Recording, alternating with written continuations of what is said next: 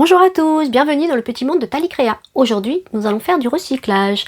Nous allons récupérer quelques chutes de tissu afin de confectionner un doudou chenille. Voici la petite chenille que nous allons réaliser avec nos chutes de tissu. Deux grelots, un anneau dentaire et quelques rubans la rendront plus ludique. Ce jouet ravira l'essence de nos tout petits. Tout d'abord, je vous propose le patron. Donc, c'est un patron avec des mensurations en centimètres. À titre indicatif, vous pouvez aussi bien rétrécir que agrandir la chenille. Ça, ce sont des mensurations pour une chenille qui fera à peu près 40 cm terminée. Donc là, vous avez les deux parties de la tête, la face et les côtés, avec les dimensions que vous avez besoin pour les construire. Ici, c'est la queue de la chenille, donc vous avez le dessous. Et la partie qu'il faudra couper en deux fois, c'est la partie du dessus.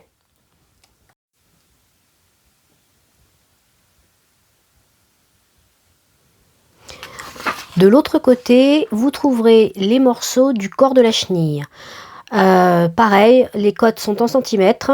Moi, j'ai fait 5 morceaux pour faire le corps. Vous pouvez tout aussi bien en faire plus comme en faire moins. C'est vous vraiment qui déciderez par rapport à ça. Là, c'est le fond, donc on ne le coupe qu'une fois par morceau. Et celui-là, qui est la partie du dessus, on le coupe en 2 fois. Là, vous aurez besoin de biais de 2 cm, il vous en faudra 2 de 12 pour faire les antennes et un autre de 12. Celui-là, c'est pour faire l'attache-anneau, si toutefois vous désirez mettre un attache-anneau.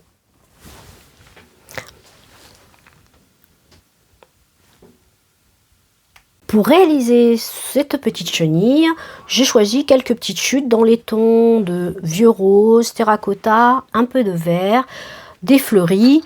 Alors j'ai pris de la Sherpa écrue, du velours rose, du nid d'abeille un peu plus foncé, du jersey avec un petit imprimé cœur, une éponge bambou verte, quelques rubans pour agrémenter la petite chenille, un anneau de dentition que je placerai à la fin et 2 grelots que je vais positionner à l'intérieur. Il me faudra aussi un petit peu de papier crissant et de labour pour rembourrer ma chenille. Maintenant qu'on a tout notre matériel, nous allons pouvoir passer à la coupe. Voici le type de chenille que nous allons réaliser. Elle est réalisée avec différents tissus. Ce ne sont que des chutes, hein. Des petits rubans que j'ai mis à chaque morceau pour faire les petites pattes. L'anneau dentaire que je fixerai donc à l'arrière pour le bébé. On a brodé les petits yeux, je vous montrerai tout à l'heure avec ma machine, mais après chaque machine est différente. Libre à vous de faire comme vous le souhaitez. Ou vous faites des plaquages, ou vous brodez les yeux, c'est vous qui voyez. Il y a un peu de papier crissant au niveau de la tête et au niveau des fesses, et les petits grelots. Voici les divers morceaux pour réaliser notre chenille. Nous avons là les morceaux pour la tête. Tout ça, ce sont les anneaux pour faire le corps. Et cette partie-là, ça sera pour faire la queue. Au niveau des petits rubans, j'ai coupé des petits morceaux de 6 cm que j'ai repliés en deux et que je prendrai dans les coutures de côté.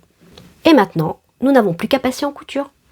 Je vais tout d'abord commencer par broder les yeux. J'ai au préalable mis un petit morceau de triplure à l'arrière pour rigidifier un petit peu le tissu, pour pas qu'il bouge.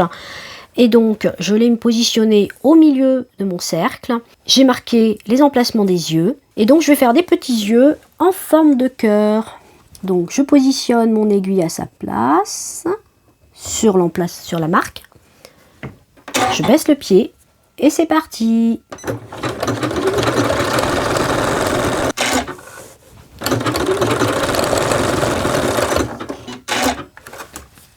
Et voilà, des petits yeux verts. Après avoir brodé les petits yeux, nous allons passer aux antennes. Car comme vous le savez, une chenille a des antennes. Donc pour ceci, je vais prendre ce biais là, qui est tout fleuri et qui reste dans les tons de mes tissus. Je vais couper 2 morceaux de 12 cm. Je ne sais pas si vous voyez bien le chiffre. Voilà, donc je coupe un premier morceau, un deuxième. Voilà. Ensuite, je vais les plier en deux et les piquer comme ça, faire une surpiqûre tout le tour, à 2 mm à peu près. Donc j'ai piqué mes 2 petits morceaux en deux. Je vais faire un nœud tout simple que je vais positionner au milieu de mon tissu. Je le serre assez. Et ensuite, je replie en deux. Et je vais de nouveau repiquer les deux épaisseurs ensemble pour faire la petite boule de l'antenne. Donc nous allons aussi fixer nos petites antennes. Donc pour ceci, on les met sur l'endroit de la face de la chenille. Nous avons un cran au milieu en haut. On les mettra donc de part et d'autre à 1,5 cm. On viendra faire une piqûre de maintien juste pour éviter qu'elle ne bouge quand on finira de fixer la tête. Après avoir fait les yeux, nous allons monter le reste de la tête. Pour ça, nous allons prendre les côtés, les mettre endroit contre endroit, les fixer ici et piquer à 5 mm. On va faire aussi la queue. Donc on a le dessus qu'il faut piquer au milieu à 5 mm. Ensuite, on viendra la fixer sur la base. Pareil pour les côtés de la tête qu'on fixera sur la face. Et c'est parti pour les coutures de la queue et de la tête.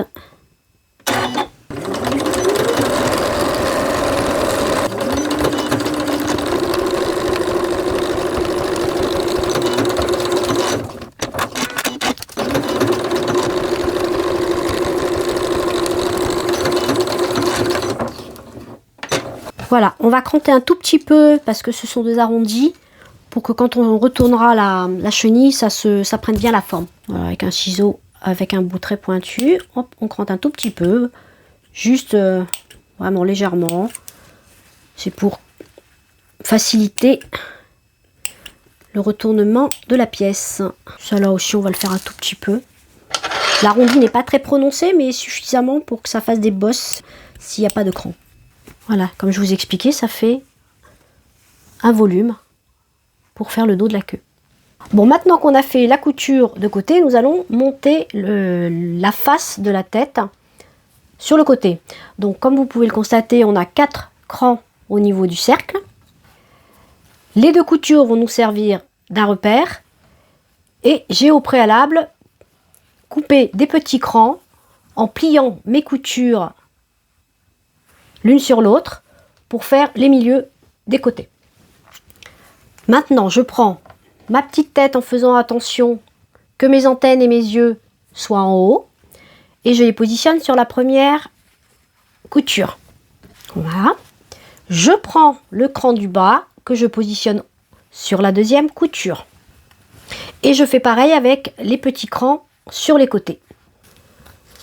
Comme nous allons coudre un cercle sur une ligne droite, on va remettre des petites épingles de maintien pour éviter, quand on va passer avec la machine, que ça ne fasse des plis ou que ça ne bouge tout simplement. Donc n'hésitez pas, hein, mettez-en autant que vous voulez, il n'y a pas de limite. L'essentiel, c'est qu'à l'arrivée, vous ayez une face de chenille sans plis une fois retournée.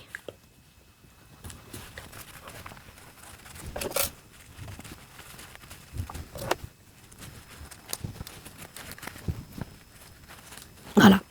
Et on va piquer tout le tour à 5 mm.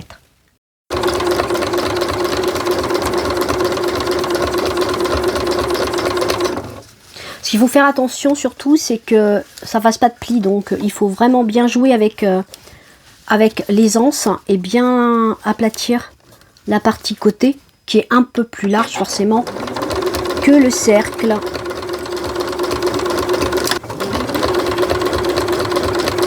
Ça prend un petit peu de temps, mais bon, ça vaut la peine de faire les choses doucement.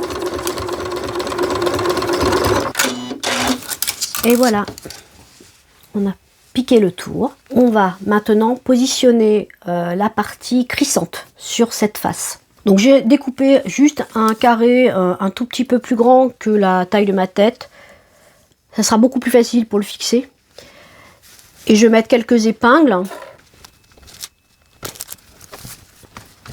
C'est pas forcément évident parce que ça glisse beaucoup, mais bon, c'est jouable quand même. Donc, je vais mettre une épingle ici,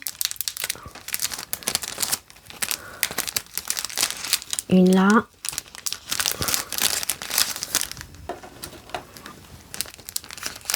une là, et voilà.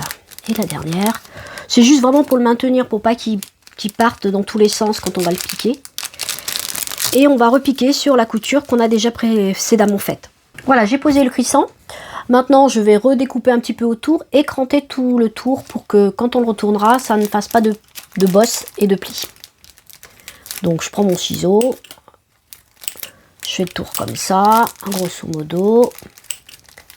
C'est vraiment pour... les coutures n'étant pas très larges, il n'y a pas de raison que ça fasse de plis, mais bon, vaut mieux faire quelques petits crans quand même. Là, j'ai enlevé l'excès de papier crissant. Hop. Nous allons maintenant retourner notre petite tête pour voir ce que ça donne. Là, j'ai trapé une petite antenne, une deuxième antenne. Voilà.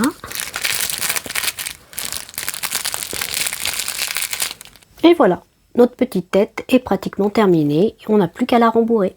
J'ai épinglé les deux morceaux de la queue de ma chenille, la base et le dessus. Je vais aller piquer à 5 mm de chaque côté, mais en m'arrêtant à ces deux épingles, en laissant une ouverture d'à peu près 5 cm pour pouvoir finir la chenille, c'est-à-dire le rembourrage et poser l'anneau dentaire. Maintenant, nous allons passer aux différentes parties du corps de la chenille. Comme vous pouvez le constater, j'ai posé les petits rubans de 6 cm que j'ai préalablement pliés en deux. Je les ai mis au milieu de la partie du fond. Cette partie-là, qui est en deux parties, servira à faire le dôme du corps de la chenille. Là, on va aller piquer cette partie-là à 5 mm. Et une fois que cette partie sera piquée, nous irons la poser endroit contre endroit sur cette partie-là. Et nous piquerons également de chaque côté à 5 mm. Et nous referons la même chose sur les 4 autres morceaux du corps de la chenille. Petit détail à vous préciser, cette partie-là est effectivement en deux parties. Mais comme vous pouvez le constater, les deux côtés ne sont pas tout à fait pareils.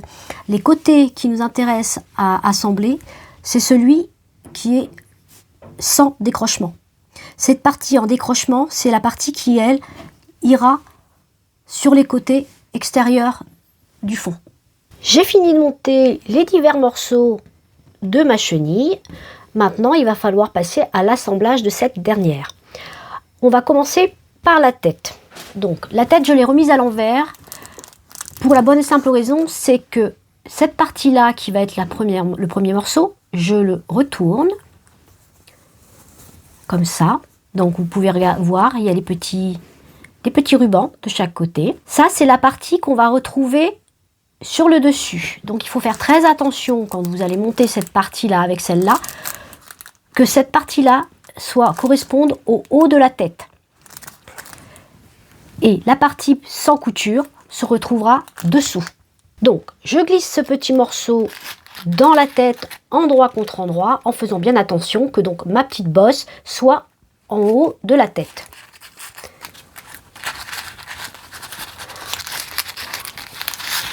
Voilà.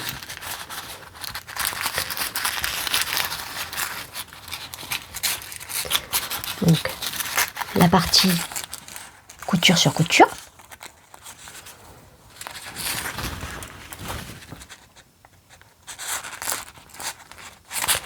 Là, on a la couture de côté. Les deux coutures de... C'est pas très facile à voir, j'en suis désolée, mais c'est vrai que c'est assez petit. La couture de côté, on la met au milieu de ces deux parties-là.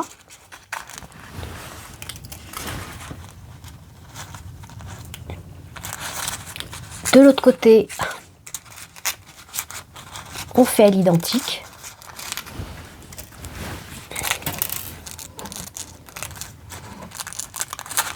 Et le plat, c'est-à-dire le fond donc, du corps, se retrouve sur la couture, vous voyez, du bas de la tête. Et ensuite, on pique tout le tour à 5 mm. Alors cette partie-là, la partie assemblage de la chenille, est la partie un peu plus technique et un peu plus compliquée de la réalisation, parce qu'on n'a pas grande marge de manœuvre, vous pouvez constater. Donc du coup, il faut y aller vraiment pas à pas. Il ne faut pas hésiter à s'arrêter, à replacer le tissu quand il y a besoin pour éviter justement de piquer à côté. Donc là, j'ai pris exprès un pied presseur très fin pour que justement j'ai moins de largeur de pied pour pouvoir travailler. Donc je pointe à 5 mm et je vais y aller tranquille, tout doucement, parce que c'est tout simplement pas la partie la plus évidente de la réalisation.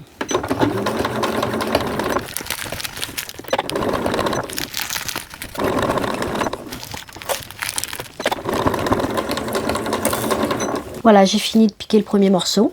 Donc là, on va le retourner et on va commencer à rembourrer notre chenille. Voilà, la première partie du corps de la chenille est posée sur la tête. Bon, effectivement, ça ressemble pas à grand chose, mais une fois rembourré, ça sera beaucoup plus joli. Nous allons commencer par rembourrer la tête et y poser à l'intérieur un petit grelot. Donc j'ai choisi cette ouate, c'est des fibres polyester creuses et siliconées. C'est fait exprès pour tout ce qui est coussin, oreiller et jouets. Et c'est un séchage assez rapide, c'est lavable à 40 degrés et le fait que ça soit en petites boules comme ça permet de regonfler la fibre une fois sèche. C'est parti pour le rembourrage.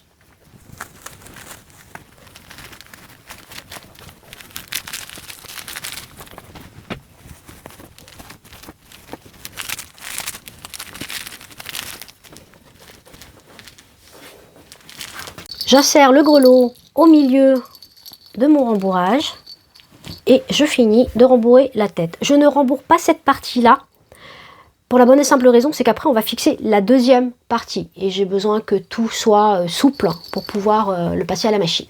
J'ai fini de rembourrer la petite tête.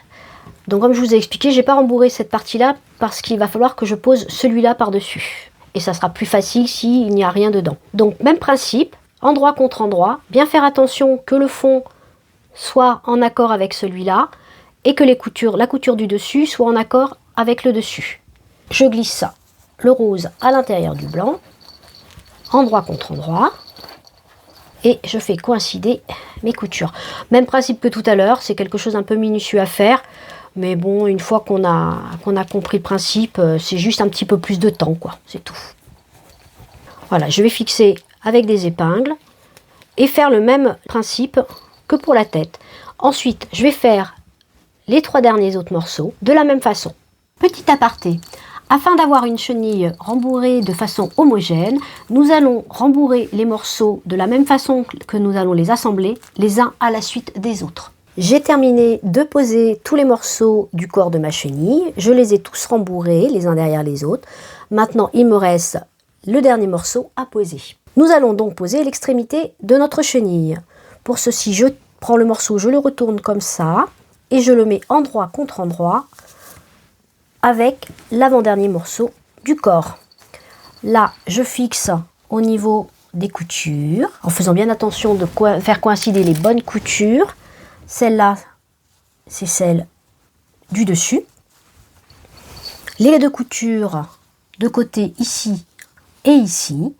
Et ensuite, je vais venir piquer à 5 mm tout le tour. Et c'est parti pour la dernière couture du corps de la chenille.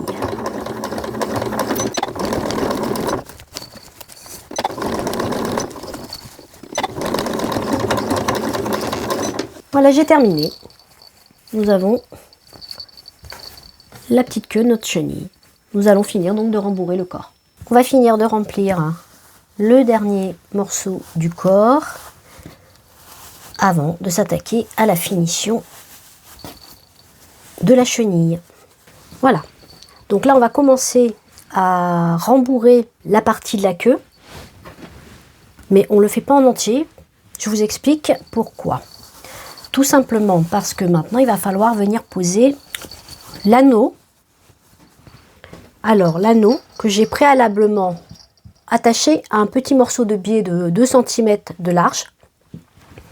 Je l'ai fixé à la base et de chaque côté. Je vais le positionner sur l'endroit du haut de ma queue, comme ceci. Donc là, je vais le fixer et je vais venir le piquer ici pour faire une couture de maintien. J'ai attaché ma petite languette avec mon anneau dentaire. Je vais maintenant finir de rembourrer la queue. Au préalable, je n'oublie pas de mettre mon dernier petit grelot au milieu. Et je finis de remplir avec la bourre.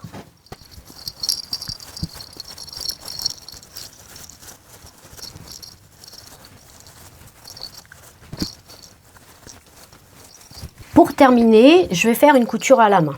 Parce que là, forcément, la machine ne va pas vraiment pouvoir passer. Donc, je rentre bien l'anneau. Je fais mon rentrée de couture. Je vais venir fixer un tout petit peu comme ça.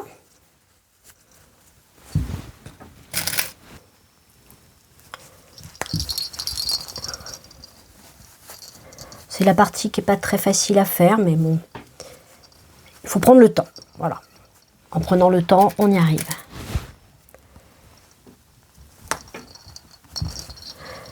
Et après, je vais venir piquer à la main pour fixer tout l'ensemble avec un point invisible.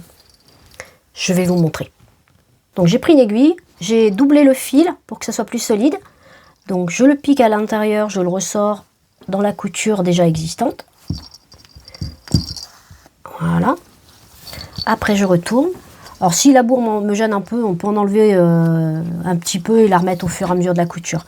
Après je pique à 0,5 comme ça. Pareil en face. Ça va permettre à mes deux coutures de se joindre l'une à l'autre sans que ça se voie.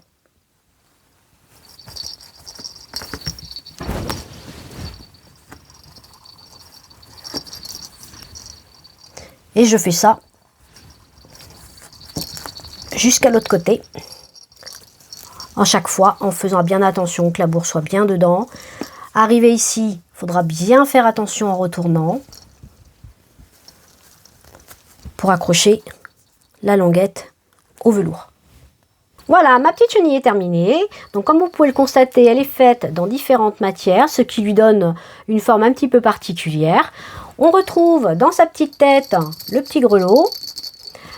Et dans la queue, nous avons donc l'anneau dentaire que bébé se servira pour faire ses petites dents. Mais je n'ai pas qu'une petite fille, du coup, j'en ai fait deux autres. Alors, celle-là est identique à la première, sauf au niveau des matières et des coloris. On retrouve le grelot dans la tête et l'anneau dentaire. Celle-ci, par contre, n'a pas d'anneau dentaire. Elle est beaucoup plus simple et a des petits poètes-poètes à droite à gauche. Voilà, elle est un peu différente. Et bien voilà, maintenant, c'est à vous de jouer. Si vous avez envie de fabriquer cette petite chenille, toutes les explications sont dans la vidéo. Si vous avez aimé cette vidéo sur la fabrication de la petite chenille, n'hésitez pas à liker, commenter, partager et à vous abonner. Vous pourrez retrouver toutes mes créations via le lien dans la description. Merci encore d'avoir suivi cette vidéo et je vous dis à très bientôt.